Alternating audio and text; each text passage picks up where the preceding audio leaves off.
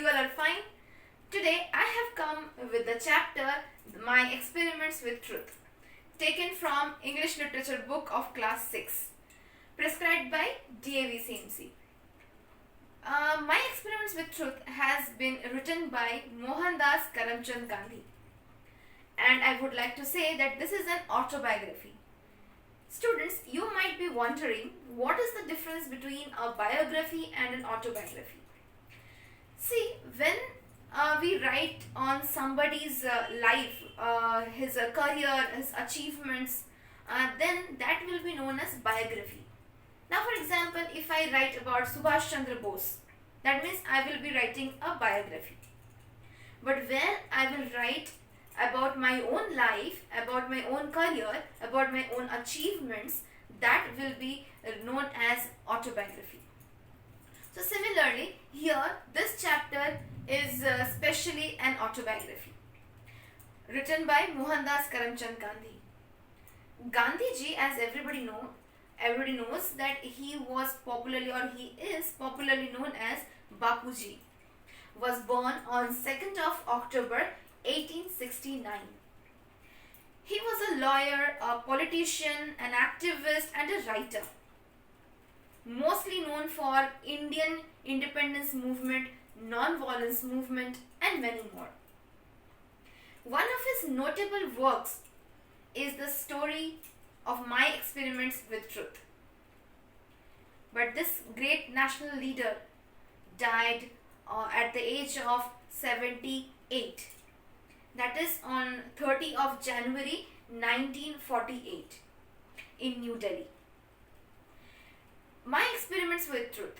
Now let me begin the chapter. Let me introduce you with the chapter. See, the story of My Experiments with Truth is as I have told earlier, that it is an autobiography by Mahatma Gandhi that records his life from his childhood until 1921. The book is one of the most read Gandhian books since being published in 1927, and it has been translated to a couple of different languages. Around the year 1999, the book was a part of a list of the top 100 spiritual books of the 20th century. So let me present to you one of his quotes from his book, and that is My Experiments with Truth. And I personally like this quote. Men often become what they believe themselves to be. If I believe I cannot do something, it makes me incapable of doing it. But when I believe I can, then I acquire the ability to do it even if I didn't have it in the beginning. So this was the famous quote, or I can say it has been liked by all the age groups. It's my personal liking. Now let me begin with the chapter, My Experiments with Truth.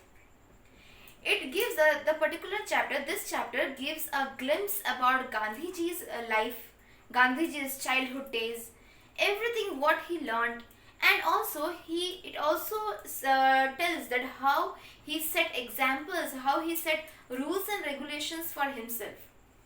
We can say those are the code of conduct. Conduct means the behavior. So now, like in our life, we set certain examples. Those examples are meant to change our lifestyle, to change our mindset, to bring some positive change in us.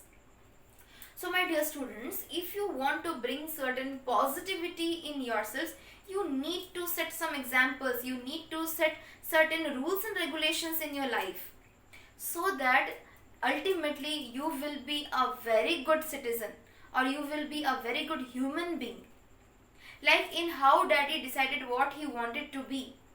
What Daddy decided, what the narrator, what he decided? He decided that the most important in life is to be a good human being. Similarly, Gandhiji also set certain rules and regulations for himself. Now the story begins, or the chapter, the autobiography begins like this, that the first stage we are going to deal with is that when he was 7 years old. When he was 7 years old, he was put into a primary school, and he could recollect those days, and he told that he had never told a lie in his lifetime, and still he was following that. Then again, one thing was, it is being mentioned that he used to be a very shy boy.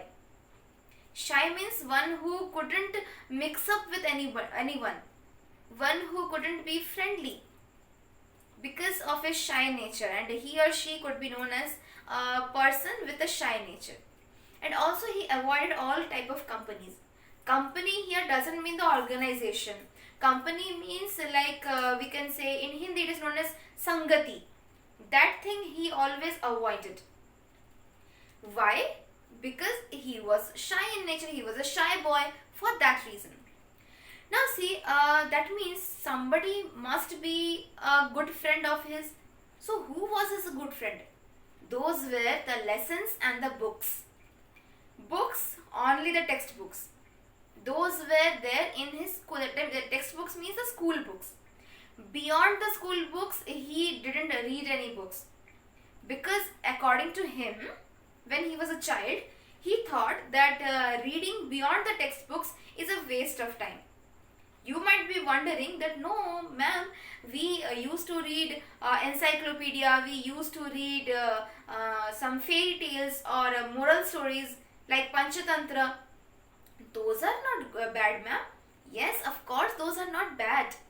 Those are really very good because they give us certain moral things. They teach us something. But Gandhiji, as a child, he thought that reading beyond the textbooks is a waste of time. So he didn't put nose, or he didn't thought of reading anything beyond his books. But one incident took place in his life. Two books which changed his mindset. His father brought two books. One was Shravan Pitribhakti Nataka. Another was about Harishchandra. Shravan Pitribhakti Nataka, Pitribhakti means your devotion to father. But there it has been shown about the devotion to his parents, obviously.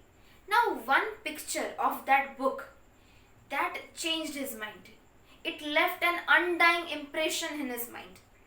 What was that picture? See, you can see here.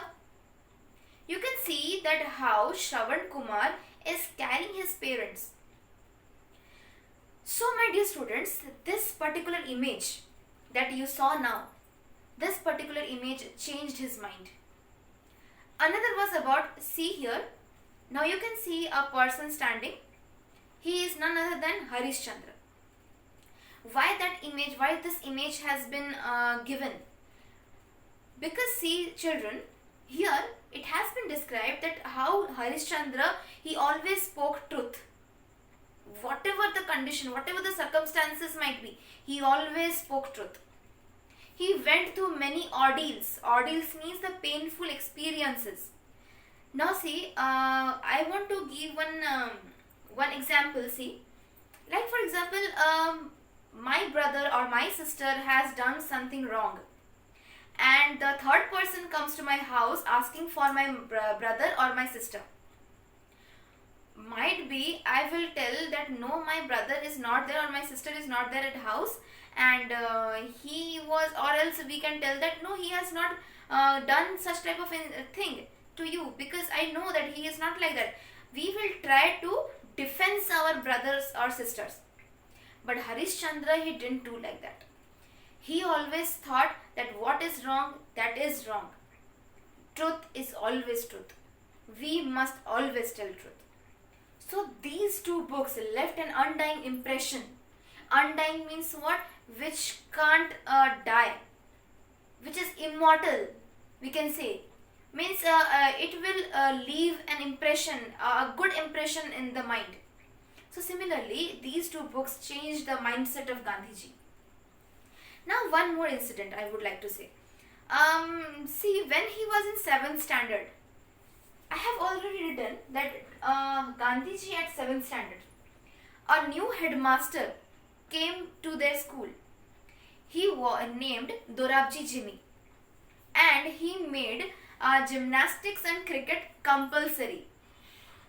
Suppose now there will be a subject of physical education in class 6, and teachers will tell that no, physical education is very very important. Obviously that is important, all your teachers tell that that is important, but it will be made compulsory as a subject, and there you will be given marks. No doubt you are given grades, but now marks will be given.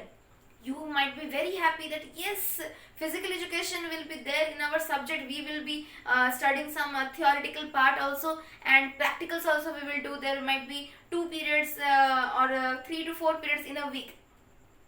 You might be very happy by listening to that, but Gandhiji was not happy at all. Reason is that he thought that gymnastics has nothing to do with the studies. That means he was thinking that physical education is not required. While you are getting education through your books and lessons, at the time physical education is not required. That was a false notion. That means he thought like that. But afterwards he realized that no, physical education is as important as mental education. Studies are mental education, games and sports, physical education. So this particular incident, and he has learned many more things. Once what happened, when Dorabji Jimmy, he was the headmaster of the school, when he was in 7th standard. Remember, when he was in 7th standard, at that time a new headmaster came to his school, and he named as Dorabji Jimmy. But one Saturday something happened. One Saturday when he was about to go to school, and he had to reach school at 4 o'clock for gymnastics, the clouds deceived him. Deceived means to cheat. How the clouds will cheat? Now see, Gandhiji didn't have any watch. So he used to see sun for his timing. So at the time also, one Saturday, he also thought of looking at the sun and to go to school. But due to clouds, he was unable to see the sun, and he reached late. When he reached to school, the boys had already gone. The next day, when he reached school, at the time Dorabji Jimmy, the headmaster, asked him about his absence. Gandhiji said that due to clouds he couldn't reach. Dorabji Jimmy, the headmaster, convicted him of lying. Convicted means what? He told that he was telling lie. Gandhiji was shocked. He couldn't imagine that a boy like him could ever tell a lie. And obviously the thing which has happened to him, any teacher might think that he is telling lie. Now see a situation. Suppose you know that you always used to do your homework in time, you always used to complete your classwork in time. But once what happens that one day suppose you forget to take your homework copy to school, and the teacher asks for the copy, but in vain. You couldn't bring out you couldn't show your homework. At the time the teacher might tell you that you are lying, you are giving excuses for not showing the copy because you have not done. The same thing happened to Gandhiji. Now look, what situation? You might be thinking that how could a teacher tell me a liar?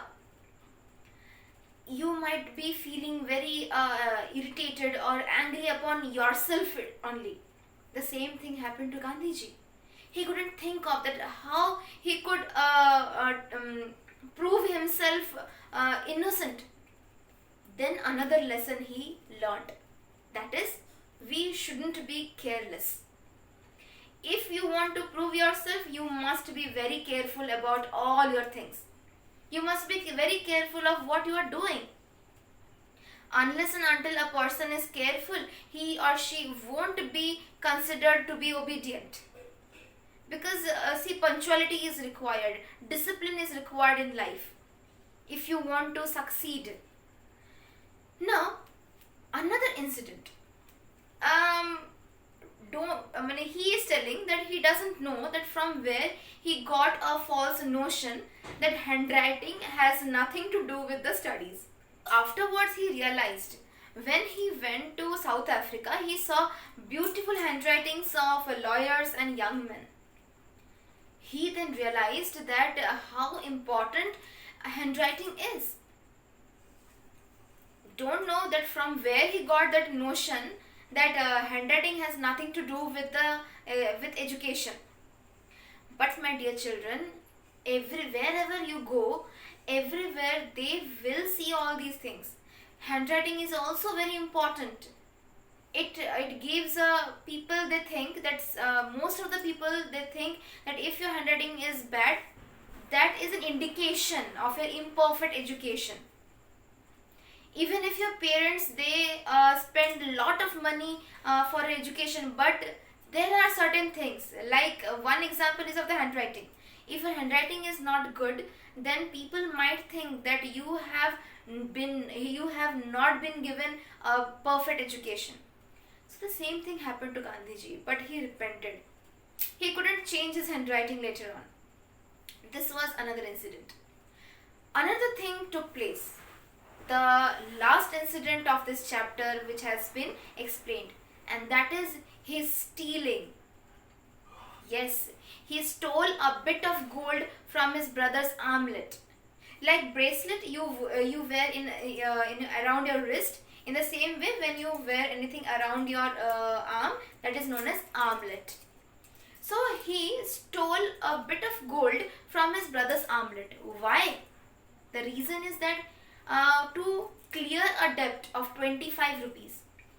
That means he took 25 rupees from his friend or from someone, and he wanted to clear that dues. He wanted to return back 25 rupees, but he didn't have any money. And it might be some more than 2 weeks or 3 weeks it took, but he was not able to clear the dues. He was not able to clear the debts. Debts means what? Like you have taken something that you have promised that okay, I want 25 rupees, I want 5 rupees from you now because I don't have money, and I will clear later on. I will give you later on. So the thing that has happened, this means what? When you take money from someone and you will promise that afterwards you will give. So that means what? That is a debt. Means I think you might have heard about udhari. That is known as debt. So here what he did to clear that debt, to clear the amount of 25 rupees, he stole a bit of gold. But the incident, the sin means what? Sin means the work which you do which is not at all legal. That means he did some illegal work. Illegal in the sense means what? He did a crime of stealing. So that thing pricked his mind, pricked his mind day and night. He couldn't even sleep. Like if you, suppose I'm giving you a situation. Suppose you know that you are a very obedient daughter or you are a very obedient son. You couldn't do any bad things in your lifetime. But for any reason you had to steal, had to steal something in order to clear some dues or clear some debt. Don't you think that you will feel guilty? Don't you think that you will feel bad about that? I mean to say that not bad. The feeling will be the worst. It will be a worst feeling ever. The same thing happened to Gandhiji. He couldn't sleep. Then finally he decided that he will tell everything to his father. But he was afraid of telling anything to his father. Afraid not because he will get punishment, because he is going to break his father's heart. He was going to break his father's heart, and his father might be very, very means it might be like a burden for him, that how his son could commit such a sin. So he was very afraid of telling. He might break his father's heart. But he dared. He dared to write the confession in the form of a letter. In that letter, he told everything, what he did, why he stole, then how he stole gold from his brother's armlet. Everything he cleared, everything he wrote in that letter, and that letter was a confession letter. Confession means what? Where you will tell everything, that what your mistakes were, what you did, why you did. So everything he wrote in that letter, and he also asked for an adequate punishment. When and with trembling hands, he was shaking. He was shaking not because of cold, he was shaking out of fear. So with his trembling hands, he handed over the letter to his father. When his father read that letter, pearl drops of tears fell from his father's eyes. Pearl, he is symbolizing pearl to be his father's tear. Pearl, that doesn't mean that original pearl will come out from his eyes. That means what? The drops are symbolized. It's a symbolization of pearl. The pearl drops mean the tear drops. His father started crying, and that was when Gandhiji saw that his father was crying. It cleansed his heart. His heart became, the burden that was there, the burden of a crime that was there in his heart, that was removed. And then he promised that he will never ever commit any such sin in his life.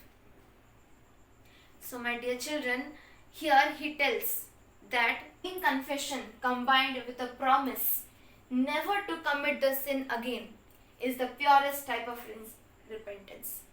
And this incident for him was an object lesson in ahimsa.